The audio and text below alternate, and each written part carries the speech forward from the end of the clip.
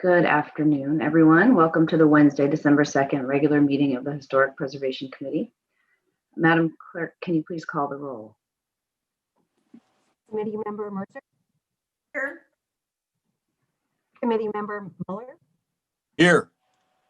Committee Member Purcell? Here. Vice Chair Houston? Here. Chair O'Neill? Here. Thank you. Next item is public communications. This is the time we set aside for the public to talk about any item that is not on tonight's agenda. Madam Clerk, is there anyone who would like to speak to us on any item not on the agenda?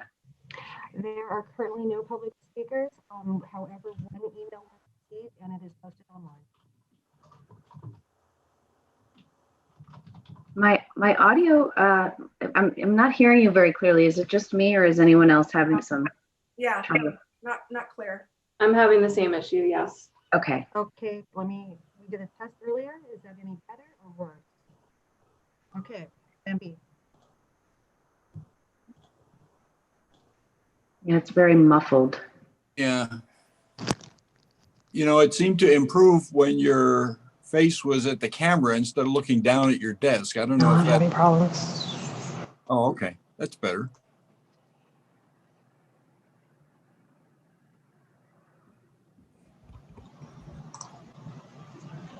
Test 1, 2, 3. Much better. Thank you so much. Okay.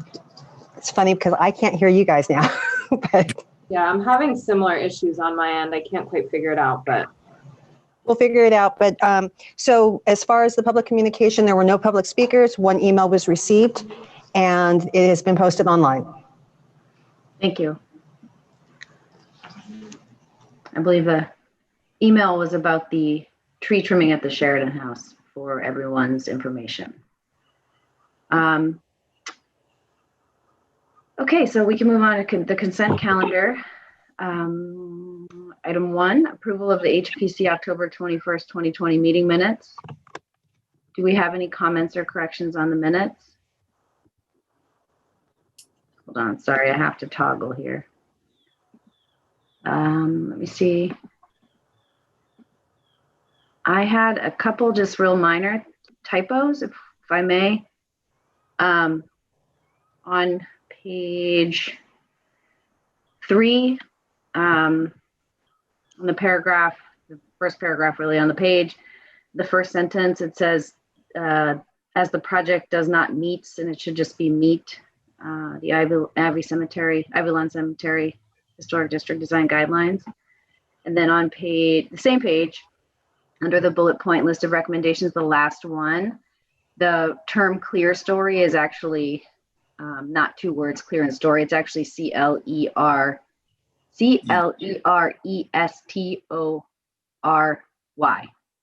So if we could just get that corrected because it's a technical term. Those were the only comments I had. Did anyone else have any comments or corrections?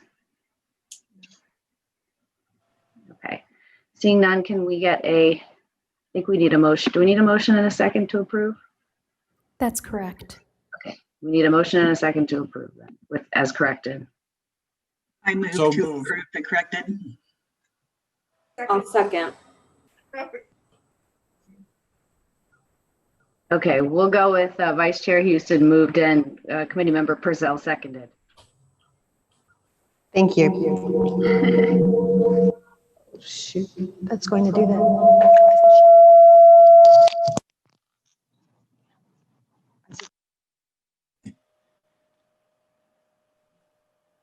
Now we can't hear you. Let's see how we can work this out.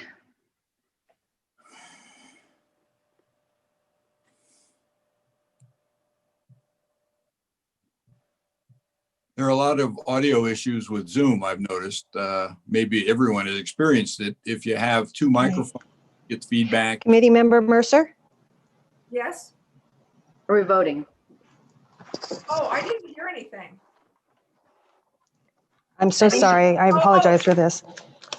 Okay, Committee Member Mueller? Yes. Committee Member Purcell? Yes. Vice Chair Houston? Yes. Chair O'Neill? Yes. Committee That Member motion Mercer, carries. did you get to put your vote in, Committee Member Mercer? I know you said you couldn't hear. I couldn't hear, but my vote is yes. Okay, just wanted Thank to you. make sure we had all votes accounted for. Thank you. Okay. Item 2, approval of the 2021 Historic Preservation Committee meeting calendar. We did receive link to the calendar to review. Does staff have a presentation? Want to discuss the calendar?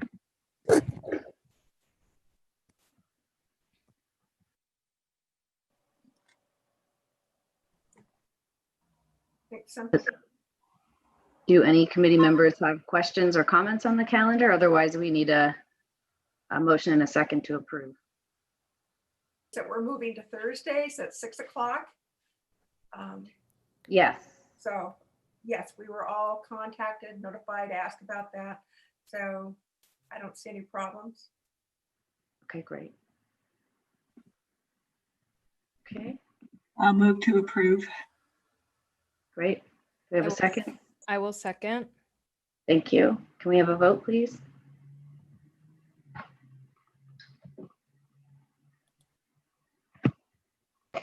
Committee Member Mercer, Yes. Committee Member Mueller, Yes. Committee Member Purcell, Yes. Vice Chair Houston, Yes. Chair O'Neill. Yes. That motion carries. Great. So we have our meeting calendar. Thank you. Okay, and our next item is the formal item, item number 3, emergency streamlining ordinance status report. Probably unlikely, but do any committee members have any ex parte communications on this? Okay, seeing none. I believe we have a presentation from staff. Thank you, Chair O'Neill, committee members. You're Were muted. you all able to pin the Yeah, we cannot PowerPoint hear you. presentation? Am I coming in low?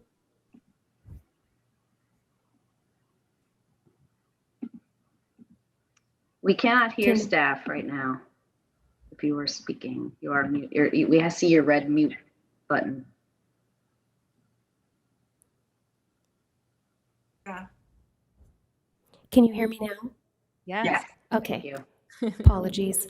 Were you all able to pin the PowerPoint presentation in Zoom to be able to see it large on your screen? I didn't want to begin if that's not occurring on your side. I believe we can see it. Okay, great. Thank you, Chair O'Neill, committee members. Tonight, we wanted to give you an update on the emergency streamlining ordinance. This is a status report update.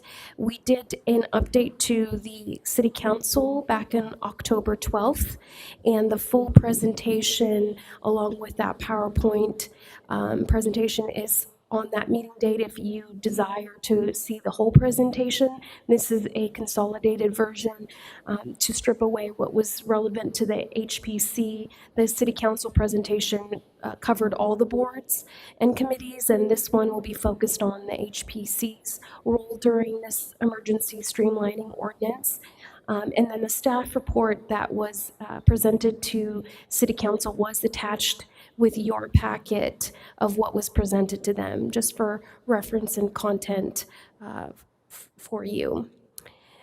So what the emergency streamlining ordinance was or is that on May 18th of this year, the Community Development Director did present to City Council an emergency ordinance intended to streamline the development review process during the closures and impacts of COVID.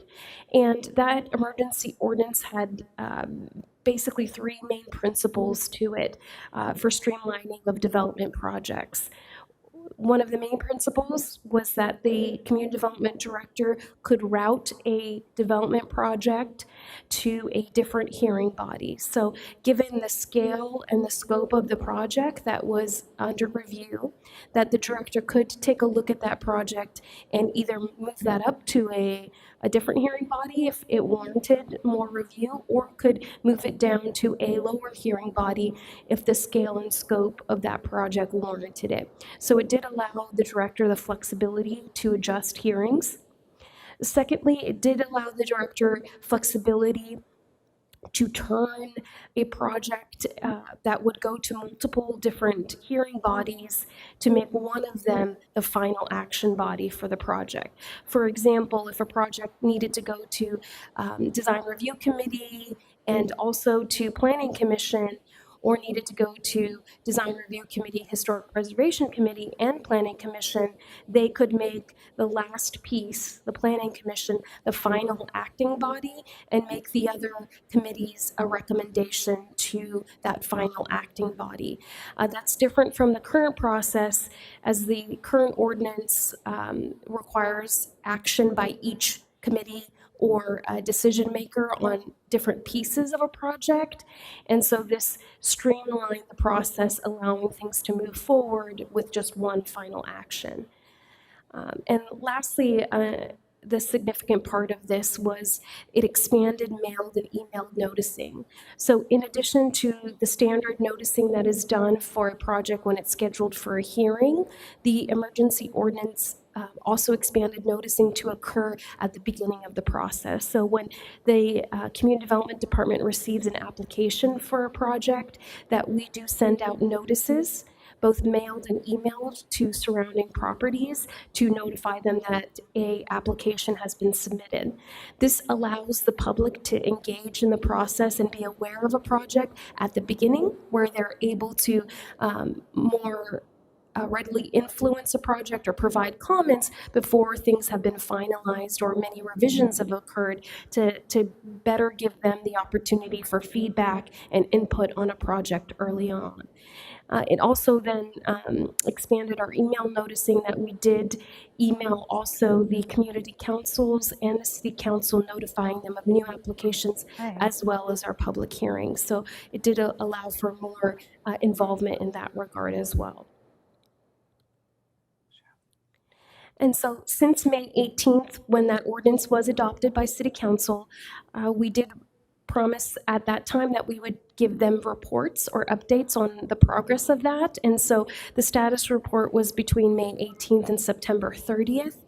And so we are providing the same status report update for the HPC during that period. So in that 4-month period, there were 28 projects that were heard at the various hearing bodies. This includes City Council, Planning Commission, Design Review Committee, Historic Preservation Committee, as well as our administrative hearings. And that totaled 20 different hearings across those different hearing bodies. Within those 28 projects that were heard, 12 of the projects were modified in some fashion in their approval process. That roughly equates to 43% of the projects. Specifically, if we break out what the Historic Preservation Committee looked at and how that affected projects that this body reviewed, there were 3 hearings during that time period of the Historic Preservation Committee where you heard 3 projects: Willett Ranch, Father Sari, and Anacapa Courts. And of those 3 projects, one of them had a modified process that you participated in. And so I'd like to break out the Anacapa Courts to discuss a little further.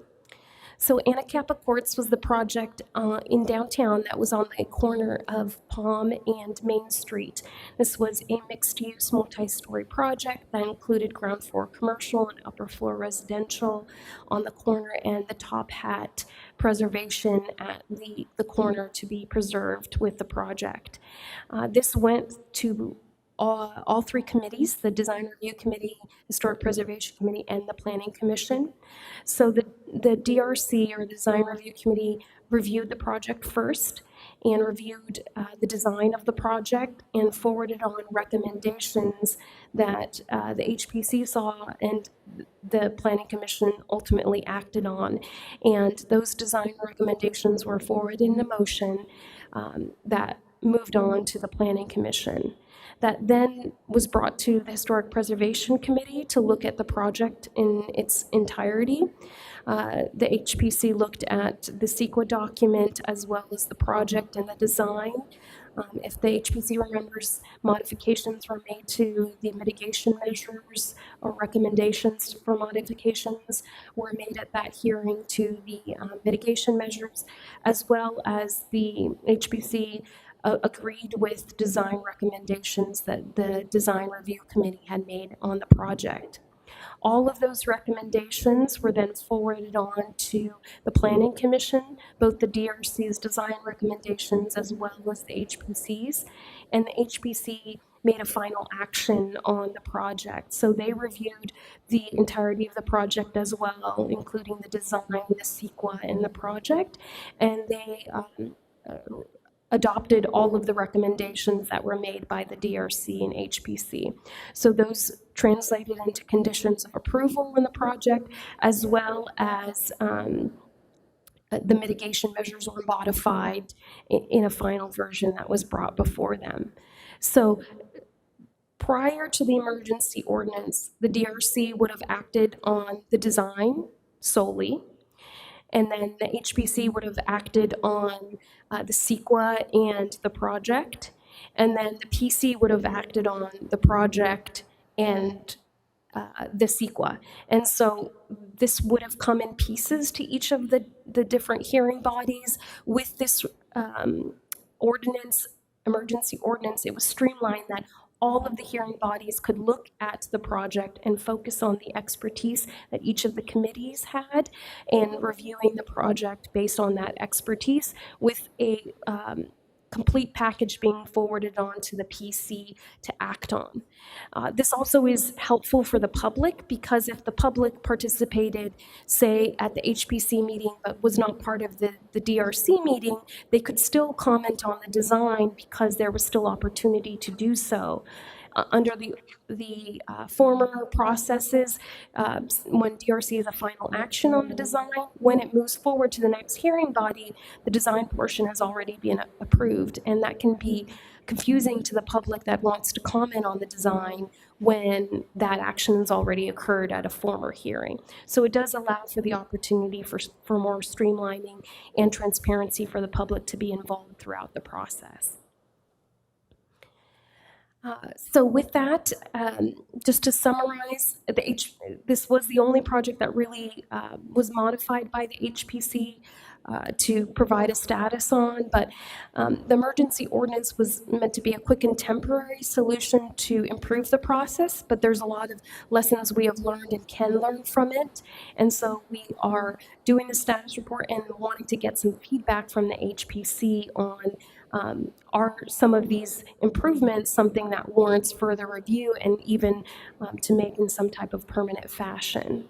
So 12 of the 28 projects had their processes changed, and then 1 out of the 3 projects that the HPC reviewed had the process modified. I didn't touch on the Father Sarah statue, which the HPC did review as well and then had a modified process, because the process was really modified as it pertained to an appeal that was processed for it.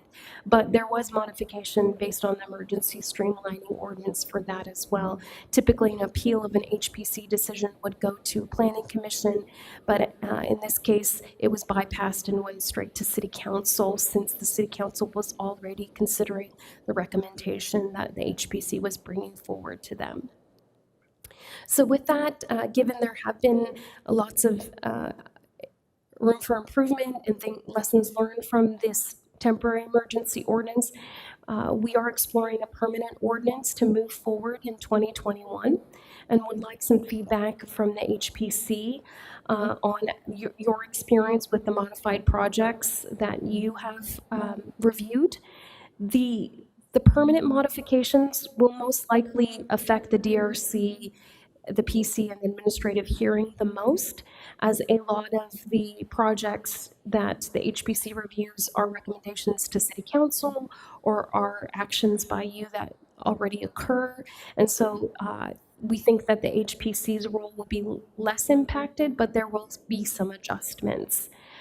Given that, the project that you did experience with Anacapa Courts, How do you think the processing of that project occurred? And staff is looking for any feedback you might have for us for consideration. Thanks. Because this is a formal item, we would next have questions of staff if there are any, and then if there's any members of the public who would like to speak, they will be able to speak, and then we can go into discussion and feedback. So are there any questions from committee members so far before we get public comment? If you could raise your hand. Committee member Purcell. I guess my main question is, so the decision of currently under the emergency order, the decision of which body makes the final decision on the project is at basically just the discretion of the planning director or the community development director. I'm sorry. It's just at his discretion. That's To correct. which body? Okay. I just wanted to make sure I understand that. That's correct. The emergency ordinance is, but a permanent ordinance would not. It would not leave the discretion up to the director. It would be outlined in the code. Meaning there would add be something to that? criteria for what kinds of projects went where? Is that what you mean by it be outlined in the code? There'd be certain criteria for when a project went to which body or the process? Is that what you mean? And yes, you can, of course, you can add to that. That would be great. Correct. If I understood correct, Chair O'Neill, committee members, it would be outlined in the ordinance of what projects went to what hearing body.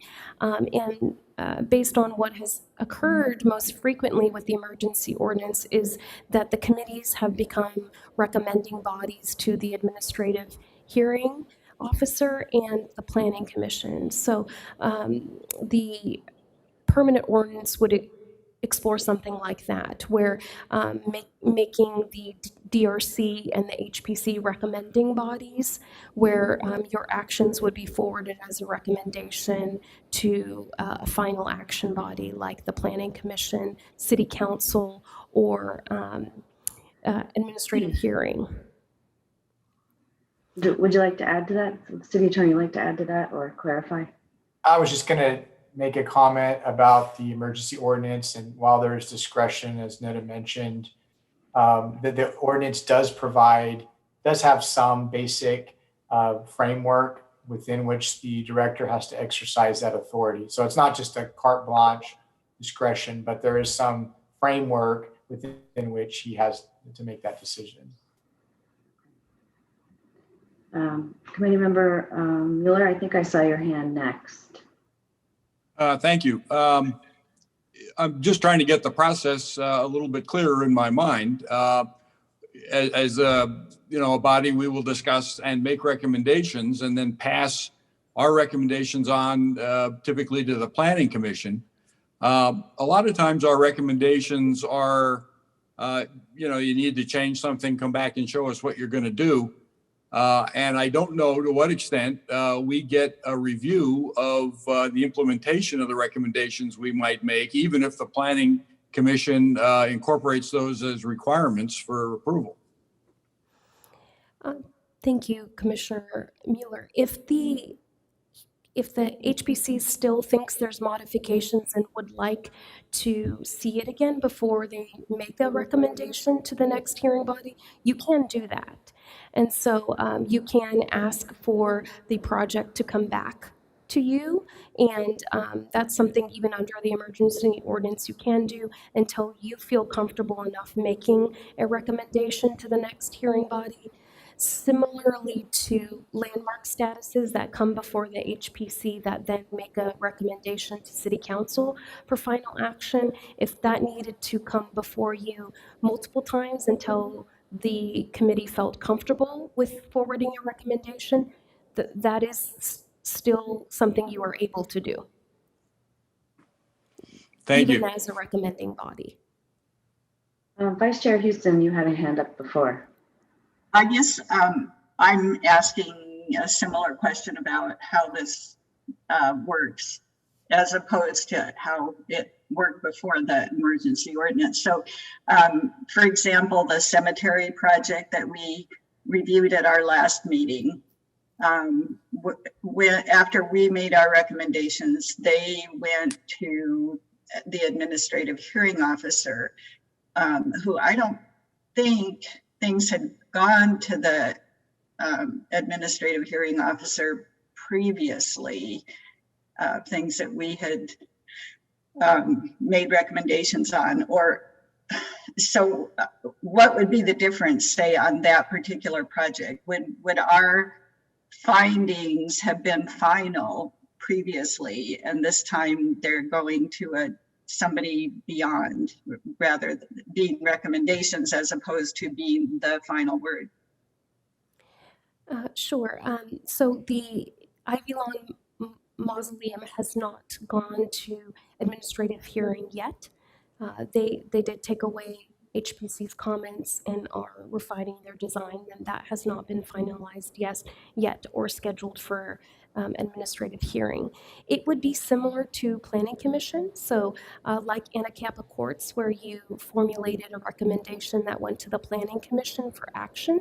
They would receive all of those, instead of a 7-member committee, it's a 1-member, would receive the recommendations from the HPC and then make a decision based on that information. But I think the question was, prior to the emergency ordinance or any potential change to the ordinance, it would not have gone to the administrative hearing. That's correct. So if, thank you, Chair Neal, I missed that piece. So prior, it would have been a final action from the HPC instead of a recommendation to another hearing body. If the ordinance is permanently amended, making the Historic Preservation Committee a recommending body, you would then make a recommendation like you did with the Anacapa Courts to PCCC or the administrative hearing. It would be similar to landmark projects and Mills Act contracts that the HPC commonly sees. Do we have any other questions of staff? Committee Member Frizzell. Would the development of the language that would go into the ordinance, if this were to be pursued, would that be developed, would there be a public process associated with that, or is that? Yes. Okay. Yes, that would require an ordinance amendment that would have to go through a public process, would need to go at the minimum to Planning Commission and City Council. Would our ordinance have to be amended as a result of that as well, or no? Unknown at this time. Once we take a look at how a permanent ordinance would take effect, it might require multiple ordinances to be amended. It might just require our procedures to be amended, but we can provide more information when we do further research on those components. Okay, thank you. Do we have any requests from the public to speak on this item? Madam Chair, there are no public speakers. Okay, thank you. Okay, then I think we can just go into discussion and try to formulate some recommendations to staff on this. Does anybody have any initial thoughts or feedback? Committee Member Mueller? Well, I think we need to develop language that's clear to those receiving our recommendations that explicitly pass with comment or require reapplication to our committee for changes that we want to see in a plan or some document that bears on what we've have findings for. I know in the past we've had to ask a couple of times to see drawing changes to be sure that the recommendations are implemented rather than kind of trust it to a process downstream. So we need to be able to say we pass with with our recommendation or full recommendation, we pass with comment, or we require resubmittal with the changes as enumerated. And we should probably work to be more specific in those so that there isn't a lot of unnecessary resubmitting. But I do think in order for us to make our judgment on it and implement it, we have to reserve the right to request resubmittal. Yeah, I agree. I mean, I think that typically happens by continuing an item rather than taking any action or recommendation. So that would just have to remain part of our power to do so, to decide there's not enough information or it's not sufficient, an application isn't sufficient to get a positive recommendation from us. Right. And I think that it sounded like that would be the case. That's correct. Is the And you case do now. have the option always for recommendation for denials. Right. This isn't saying that you have to make an affirmative recommendation. So that option is still also available would be available to the committee. Committee Member Mercer? Yes, I have similar concerns, and that once we make a recommendation, and if that recommendation, there are some questions or people want to revise that, yes, we're notified, it's returned to us, see if we can come to consensus with it. Because sometimes I feel like it could just move on and we wouldn't have any idea as to whether our recommendations were accepted or not, or if we could have a second say in that.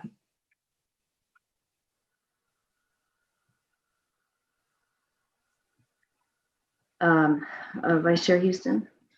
I guess my concern is similar in that if we have previously been a final body to say this meets the standards or it doesn't meet the standards, and that's going away and we're now becoming a recommending body, then projects can get approved by a higher body, or I mean, can just be modified.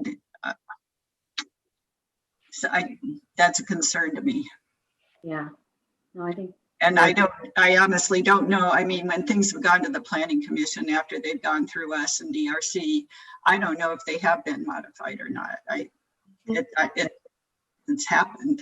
I mean, we don't know what happens after it leaves our hands. Yeah, I think it's a good point that for right now under the emergency ordinance, and should any changes take place, that a more robust report from staff be provided at subsequent meetings to tell us what happened with projects. Obviously, we can follow and go to the Planning Commission, speak as a member of the public, and we're all free to do that as citizens, residents. But there can be. My first question with this report was, what about Ivy Lawn? And the reason it's not included is because it hasn't gone to the administrative hearing officer yet.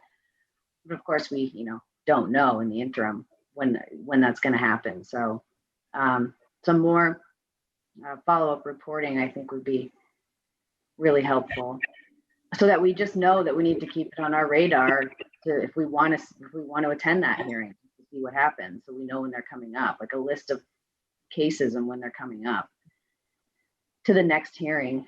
For Anacapa, so my previous experience on a prior commission, there is, and they would do these sort of joint design review bodies, and I don't think it really helped, when there were multiple. I think the consensus was it didn't make things easier, which I think that you all have done here before as well, when something required multiple approval from multiple bodies. So that's not a solution that works in those cases to streamline it. I think when it's something that does require multiple reviews by multiple bodies, there is benefit to having one final reviewing body, actually, like just from experience, like in this case, the Planning Commission, for example, for Anacapa Court. Because you can get into a vicious cycle of conflicting feedback and approvals. So my feedback on the process is, when it's a highly complex, large project, something like that, that's going to have to go through multiple bodies, there is logic and benefit and public benefit. I appreciated that being brought up, multiple opportunities to give feedback through the last hearing, to assigning a single body to be the final review and approval. I do think there is value in that for the city. When it comes to things that are projects like Ivy Lawn or something like that, that deals with a historic district, a landmark, and that, you know, there's design guidelines, we're supposed to be deciding if something meets the standards. Any future ordinance, to me, the final reviewing body should be the HPC. Just like if it's, you know, if it doesn't require approvals from 3, 4, or 5 bodies, you know, it should go to the body with most expertise for final approval. I don't see how it benefits anybody to go to two meetings then when it could be one. If we could, if one could be the final, one group with expertise could make the final decision, or a recommendation to council, which is usually more of a consent issue than a full discussion item, something like that. But so to me, that's where I would draw the line on anything in the future. That's just my feedback. I don't know what people think about that, but Vice Chair Houston? I would agree with that, and I appreciate you bringing that up. And I had another thought. Oh, there can always be an appeal process. I mean, if we're the final and possibly the only body making the determination, then there, I assume, would be an appeal process. So it wouldn't be the final word. Exactly, that's a great point. Committee Member Mueller, you had your hand raised. Right. Well, you know, there was some research done, maybe it was last year, on how many kinds of approvals were sought by which different groups, the DRC and Planning Commission. And it was a fairly small fraction that fell into our lap, the HPC. And I'm wondering if staff and the city would consider just simply exempting all items that come before the HPC to be streamlined. There won't be so many of them that it should change the efficiency that's gained from this process and other projects. And then it, because our purview seems to fall into different areas, it'll give us a little more flexibility, and maybe it would be more efficient to do it that way than serially, where we contend with the design review people or something like that. So I would ask that our feedback today include simply exempting us from this new sequence. So Commissioner Mueller, our committee member Mueller and committee members, I'm not going to agree to anything tonight. I think tonight it's just to get feedback on experiences and your feedback as the HPC on how this process has worked with, and I do acknowledge it's been a limited amount of projects that have moved forward in this time period. Committee member Mueller, it's not that simple. There are codes and our committees touch lots of things. And so for the case of Anacapa Courts, and there will be other projects like Anacapa Courts, a single project can be touched by almost all of the hearing bodies. And then it gets a little convoluted in that regard. So we're trying to comprehensively look at it and setting up a system that works for the majority of the projects and makes it easy for staff to manage, for applicants to be aware, and the public to be aware of how they all fit into that process and that occurs. For a lot of the projects that the HPC does review currently, you do act in a capacity as a recommending body. For landmark statuses, you do make recommendations to city council, most of which are to city council. You make recommendations to city council. Most times they do just approve those recommendations, but the city council could choose not to make a project a landmark status that the HPC recommends, or could make modifications to do that. They do have the purview to do that now. And then with Mills Act contracts, which you do review as well, those are also recommendations that go up to City Council.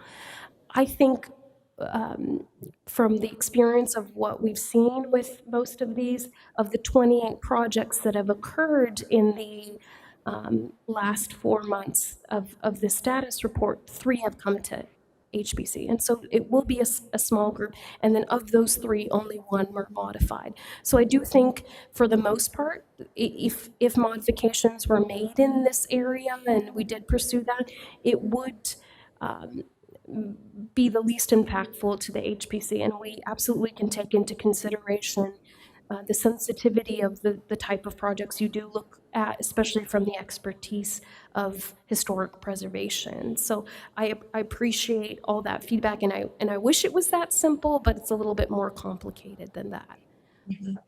I think it's more that the criteria for in any changes that will be adopted, that the criteria for when our process changes would be, very clear.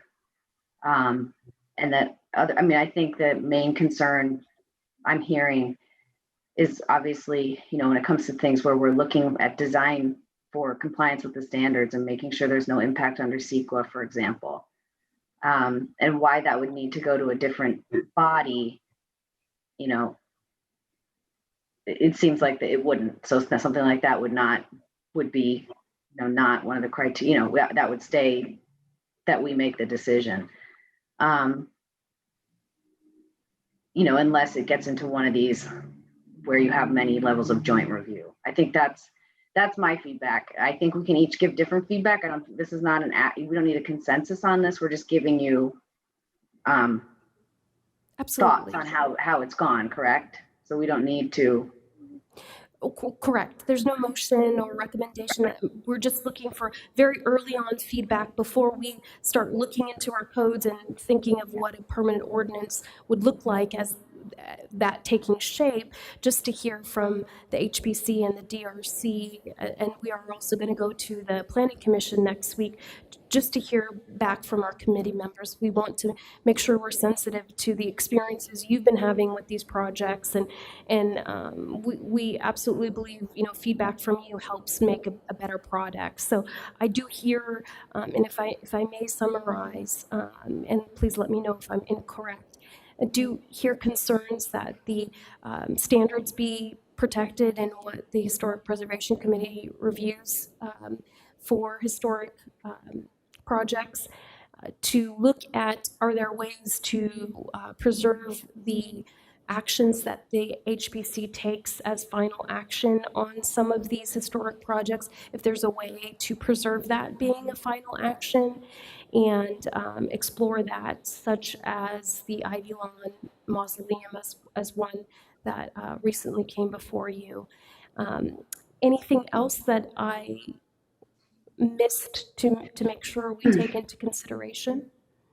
I would add that in anything in the future, that there would be no reason that the HPC couldn't be the final hearing body, because, for example, I have been involved in my previous life on projects that would go to, maybe the Architectural Review Board and Planning and the Landmarks Commission, but the real heart of the matter was, did the project comply with the standards? Because otherwise there would be an impact under CEQA, and the Landmarks Commission was the final hearing body, not the Planning Commission, for example. So the ability to make that decision when appropriate, if multiple, not always punt one decision, the decision to somebody else on a important project, I would want to see that somehow preserved. That's my feedback on that. That's my last piece of feedback, I guess. Okay. Understood, Chair O'Neill. Yeah. Just a small addition, yes, thinking of the Anacapa courts, HPC feedback and recommendations is so necessary in a big project like that, because it is located in our very historic downtown district.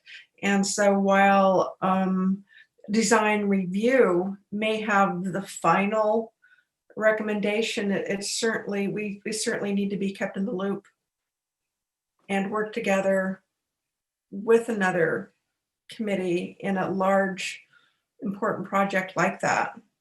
So am I hearing that would no longer be taking place, or what? No, that in most cases, the DRC is the first committee that reviews it and reviews it for the design, and then that moves on to the next committee. For the case of Anacapa Courts, DRC gave recommendations on the design, and they had some adjustments, and then the HPC was able to hear the design recommendations of the DRC as well, and give feedback as well to them. Under our current ordinance, the DRC would act solely on the design, and then it would go to HPC then to act on the next piece, and then to PC to act on another piece. And so it created a disjointed process. This would be then more of a free flow of the project going through the process, allowing each committee member to look at it in its entirety, if that makes sense.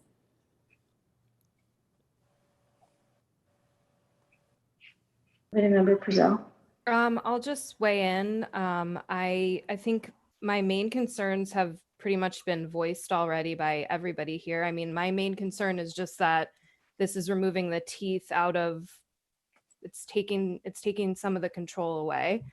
I do agree that the process that we currently have is disjointed, and I think it's often not efficient, and I think we can all agree to that. So I think there's definitely improvements to be made. I think it's not easy for me, at least, to weigh in on how this process has been working so far, because I feel like the experience was very limited. And I feel like with Anacapa Courts, that project had a long history, and everyone was ready to have Anacapa Courts move on. I think if a year ago that project went through this process, it's possible that Planning Commission wouldn't have, accepted our recommendations, and everyone would be really happy about the outcome. I think that there's a lot of projects where there's more controversy than that. And so it seems like it worked in this specific instance, but I just am cautioning that I don't think that will always, or maybe even often, be the case. And so I think the key is to develop the ordinance, to ensure that in situations where there's historic or potentially historic properties involved, that we are able to retain some, some more power, basically. Yeah. Yes. I agree. The other thing I would not just add to that is that I think you're totally right, and that I have the recommendations that I've voiced, but I would put a pin in any further thoughts until we see how things like Ivy Lawn work out. Because one example is not end of an old project, as you point out, with a lot of history and already weighed in on by everybody a bunch of times, is not a very clear picture of how this will go from start to finish. So I think that probably concludes our feedback, unless anybody has anything else to add. All right, so we do not have to take any formal action, I don't believe. So our next item is staff communication. Does staff have a report or updates to share? Thank you. I do just have one follow-up item. There was a member of the public who had asked more questions about a specific property in the city that wanted to give the HPC an update on. It was 658 East Thompson. There is a house there that is currently having work done without permits, and the Code Enforcement Branch of Community Development did research this project, and since 2019 has an open case on it. That's a notice has been issued, a notice of violation that they were doing work without permits. There were several issues. One was they were making modifications to the porch and steps of the residents and making that without going through the appropriate HPC process as well as getting building permits. So we are working with the property owner on going through the necessary process to do so. So if you see that property on Thompson and it has some boards up and things of that nature, that know that the city is aware of what's occurring there, and we're taking the necessary steps to try and rectify that situation. So that's an update on that site, and then there are no other HPC hearings in 2020, and then you just adopted your calendar for 2021, and so we will be contacting you about those future dates. That's all from staff. Okay, thank you for the update. But we do have one other item, which is, I believe Vice Chair Houston's term actually expired. Is that correct? And we will be looking at, is that correct? Although they expired at the end of June, actually. And I know that they've advertised for to fill the vacancy, but I assume I'm still on it till they do. I'll keep answering any emails I get. Okay. Have there been any applications received, or is there any schedule for filling them? Does anyone know? Madam Chair? Yes. So actually, I through email correspondence with committee member Houston, she said that she was not going to reapply, and we have not received any other applications to date. Haven't. I'm sorry? Okay, I thought there was somebody who was going to apply, so I'll check on that. Okay, but as of today, we have not received any. Okay. Okay, thank you. You're stuck does any- with us, Anne. No, you're stuck with me. That's great. No, right? Don't tell anybody. Does anyone have any other announcements? No. Okay, well then with that, happy holidays and happy new year, and the meeting is adjourned. Thanks. Yeah. Thank you. Thanks. Yeah. Thank you. Stay safe.